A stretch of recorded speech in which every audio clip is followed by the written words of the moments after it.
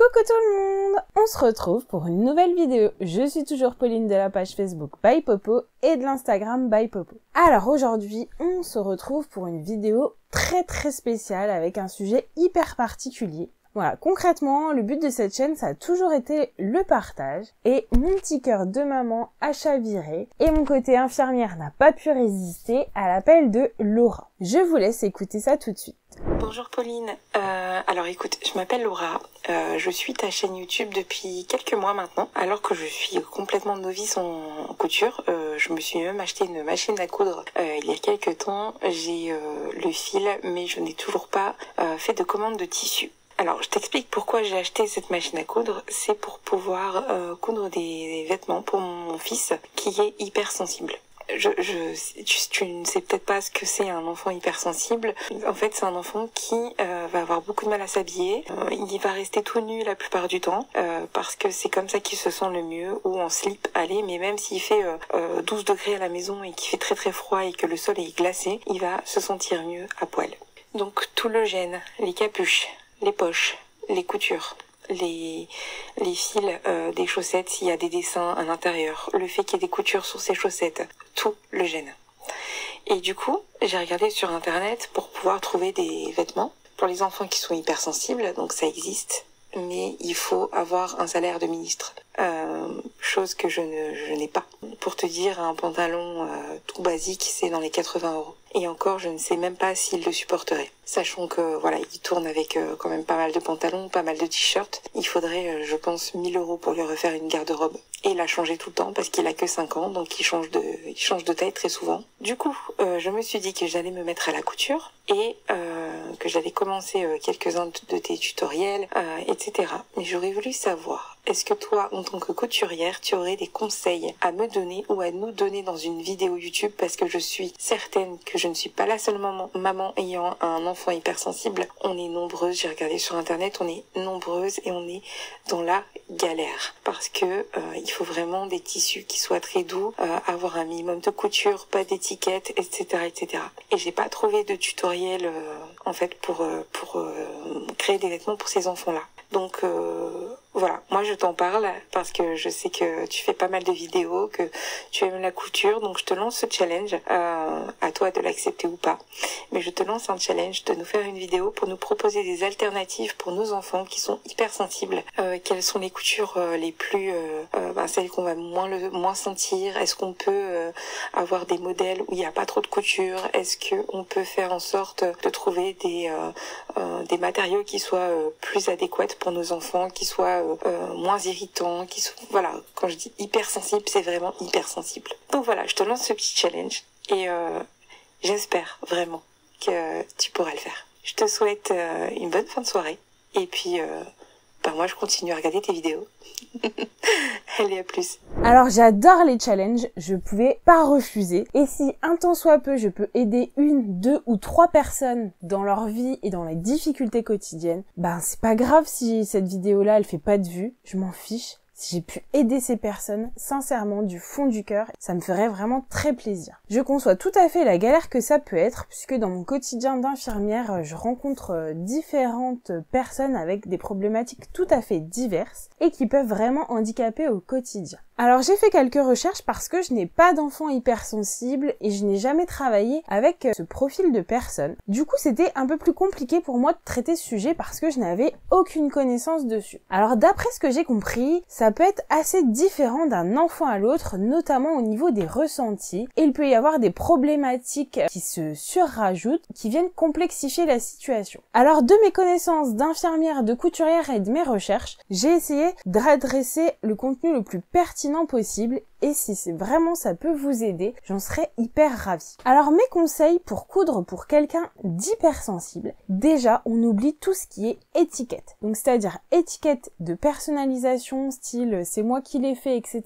Non, on va au plus simple. On évite tout ce qui va être broderie sur le devant parce que souvent sur l'envers, on le ressent. À la limite, on peut se permettre tout ce qui va être flex. Donc une matière un petit peu plastique. Je vous montre un exemple d'une réalisation tout de suite. parce que sur l'extérieur, ça se ressentira pas à l'intérieur. Mais niveau personnalisation, je pense qu'il va plutôt falloir axer sur les tissus que sur des petits gadgets comme ceci. Je vous conseille par la même occasion de supprimer un maximum de poches, toutes celles qui ne sont pas nécessaires, ou tout simplement si vraiment le confort prime pour vous avant l'esthétique, retirez-en le maximum. Donc toutes les petites poches qu'on va voir sur la poitrine, malgré qu'elles soient à l'extérieur, il y a une couture sur l'intérieur, et d'après ce que je comprends, les gens hypersensibles sont vraiment extrêmement. Du coup, si on peut supprimer une couture, allons-y tout de suite. Donc ça va être des choses assez faciles à réaliser et à modifier sur les patrons que vous possédez. Parce que malheureusement, je ne connais aucun patron français spécialement adressé à ce profil de personne. Peut-être qu'il en existe dans d'autres pays, mais je n'en ai jamais vu. Du coup, je vais essayer de vous lister le plus exhaustivement tous les ajustements auxquels j'ai pensé. Alors, si vous tenez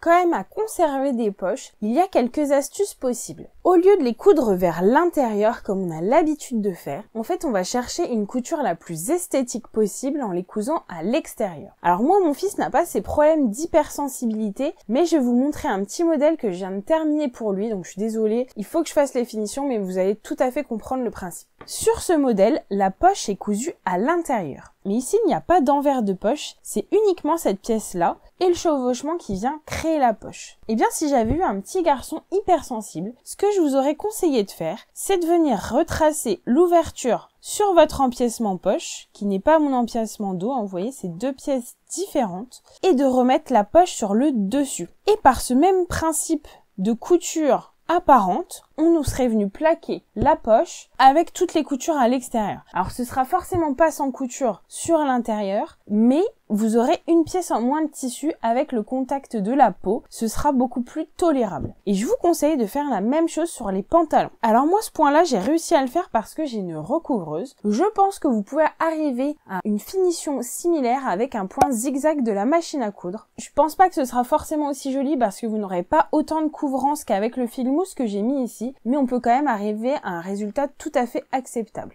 Ensuite, pour tout ce qui est pantalon, je vous conseille de passer à tous les modèles où il y a des ceintures élastiques, parce que l'élasticité va pouvoir être réglable et s'adapter à la morphologie de l'enfant. Alors qu'avec tous les modèles boutonnés, eh bien ça va devoir être un petit peu saillant pour que ça se maintienne au niveau de la taille, alors que l'élastique va faire son boulot lui-même. Donc ça va être pour tout ce qui est pantalon. Donc poche sur l'extérieur, plutôt des élastiques. Concernant les tissus à utiliser, je vous conseille de bannir toutes les laines et les matières synthétiques. Donc maintenant sur beaucoup de sites, on arrive à trouver la description et la composition des tissus parce que ça va avoir tendance à échauffer la peau au niveau des mouvements au porté et c'est absolument pas ce qu'on recherche ici. Donc tournez-vous un maximum vers des matières naturelles. Alors du coup ça va être plus du coton. Donc je vous conseille aussi tout ce qui est suite molletonnée. Donc vous voyez avec cet envers tout doux, un peu d'élasticité, donc ça vient pas contraindre la peau et le corps. Je pense vraiment que ça peut être un tissu hyper adapté. Personnellement, j'en porte, donc là, le rose, c'est exactement le même principe, et j'ai l'impression d'être dans un pyjama. Donc tout ce qui va être, voilà, un peu polaire, moumoute, je pense vraiment que ça peut être intéressant. Après, comme je vous disais tout à l'heure, à adapter en fonction de l'enfant et de ses goûts. Si c'est votre enfant, je pense que ça fait déjà quelques mois, quelques années que vous le connaissez, et vous allez percevoir bien mieux que moi avec quoi il est à l'aise. Moi, j'aurais tendance à aller sur ces matières-là parce qu'elles sont vraiment très très agréables.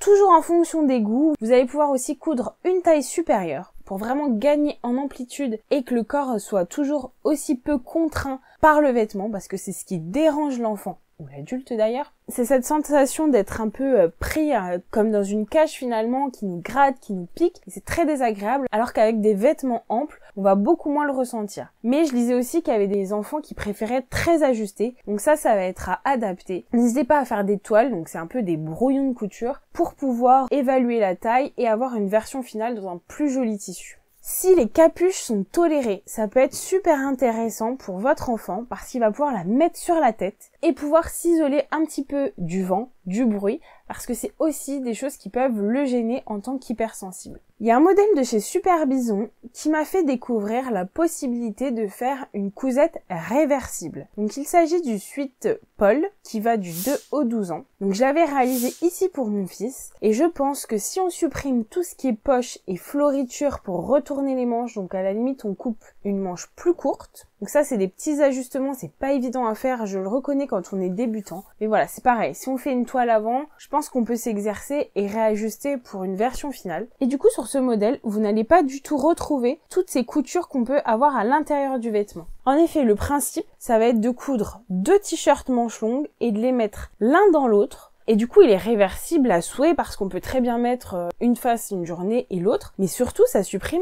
toutes les coutures sur les côtés. Elles sont toutes emprisonnées dans le sweat. Et pareil pour les manches. Et ça, je pense vraiment que ça peut être un modèle super intéressant. Si jamais l'envie vous prend de partir sur un sweat beaucoup plus classique, vous pouvez biaiser un petit peu en mettant du biais sur tout ce qui va être encolure et couture intérieure. Donc, je vous montre un petit exemple tout de suite.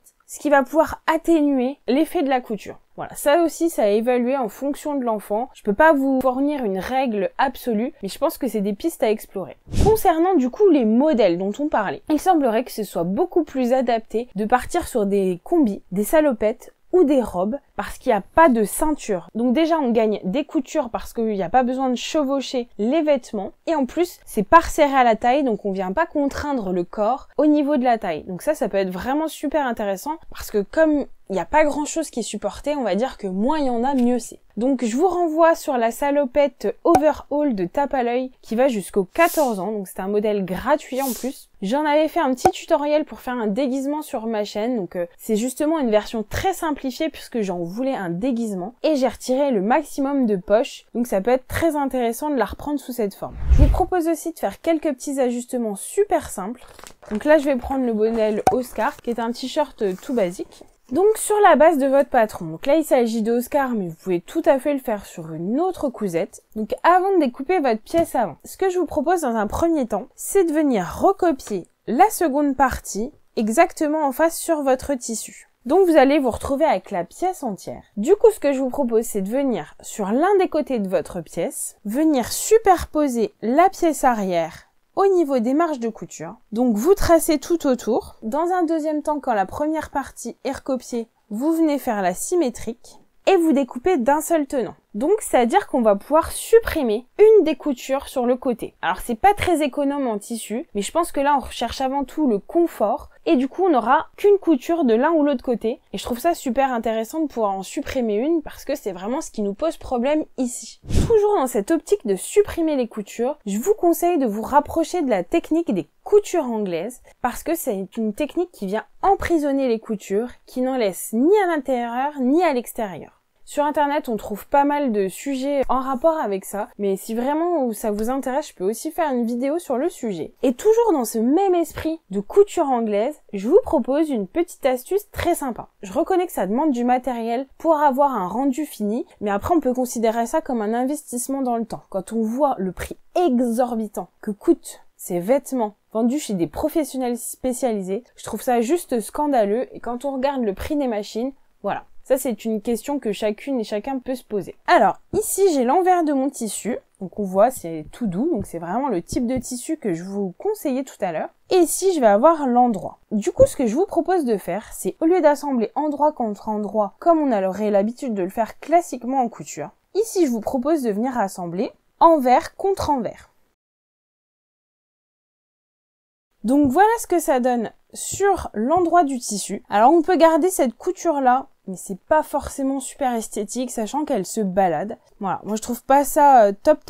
Mais sur l'envers, vous voyez, vous n'avez absolument aucune couture. Et d'après mes recherches sur les sites spécialisés, donc j'ai trouvé très peu de personnes qui vendaient des tissus adaptés pour ce genre de problématique. Et je pense que les personnes sont très malignes parce qu'il n'y a pas de zoom sur les vêtements. Enfin, c'est vraiment une vue très éloignée. Et moi qui ai beaucoup l'habitude de coudre des vêtements, il y a des choses qui percutent dans les techniques utilisées. Et là, c'était assez difficile à voir. Ce que j'ai remarqué sur la plupart des entreprises qui vendent ce style de vêtements, c'est qu'ils opèrent avec cette technique. Donc ils cousent endroit contre endroit et ensuite, avec une dernière couture, ils viennent plaquer ça sur le devant. Donc ça veut dire qu'il va forcément y avoir une petite couture sur l'intérieur, mais qui va être tout à fait minime par rapport à cette épaisseur-là qu'on a là. Donc je pense qu'avec un point droit ou un point zigzag à la machine à coudre, on peut venir plaquer cette couture. Donc là, elle est très esthétique parce que je l'ai réalisée à la surjeteuse et c'est là où je vous disais qu'il faut réfléchir ou pas à l'investissement de machine parce qu'on va pouvoir réaliser ça avec un point zigzag, mais toujours de la même façon, ça aura un rendu moins pro et moins esthétique. Après, c'est un choix. Et donc, à l'aide de ma recouvreuse, je vais venir plaquer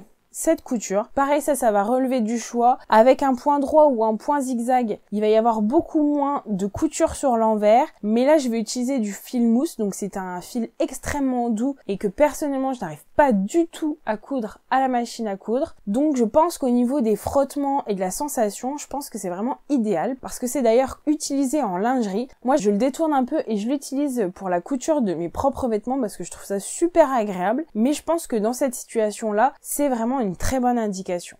Et donc ici, je suis venue rajouter un point de recouvrement. Donc là, j'ai choisi d'utiliser qu'une aiguille, mais ça c'est pareil, ça a évalué en fonction de vos besoins. On peut aller jusqu'à 2 aiguilles et du coup recouvrir complètement la couture, de façon d'ailleurs plus ou moins large. Et vous voyez, sur l'envers, du coup, ça rajoute une couture qu'on n'avait pas. Donc là, j'ai pas cousu très droit parce que je voulais juste vous montrer le principe. Mais du coup, notre couture, elle vient moins se balader comme ça sur le côté et c'est un peu plus esthétique. Voilà tout ce que j'ai pu trouver sur le sujet et qui m'a inspirée. J'avoue que c'est un sujet assez difficile à traiter. J'espère sincèrement que ça va pouvoir en aider quelques-uns d'entre vous. Et même si vous n'êtes pas concerné par la situation aujourd'hui et que vous avez d'autres idées, ce serait formidable si vous pouviez les inscrire en commentaire parce que des personnes ayant cette problématique pourraient également s'en inspirer et ça pourrait servir de piste d'exploration entre guillemets. Voilà, je ne sais pas si cette vidéo vous a plu, moi en tout cas ça me tenait vraiment à cœur d'aider cette maman que je ne connais d'ailleurs absolument pas. N'hésitez pas à partager la vidéo si vous avez des connaissances qui pourraient être touchées par cette problématique. Si vous avez envie de vous abonner, surtout n'hésitez pas, ça permet de soutenir la chaîne et ça me fait toujours très chaud au cœur. J'ai une grosse pensée pour tous les petits loulous et les petites louloutes en difficulté avec les vêtements. Je vous souhaite plein de courage et bonne cousette à toutes les personnes qui vont peut-être pouvoir les aider. Je vous fais plein de bises créatives et je vous retrouve très vite. Salut!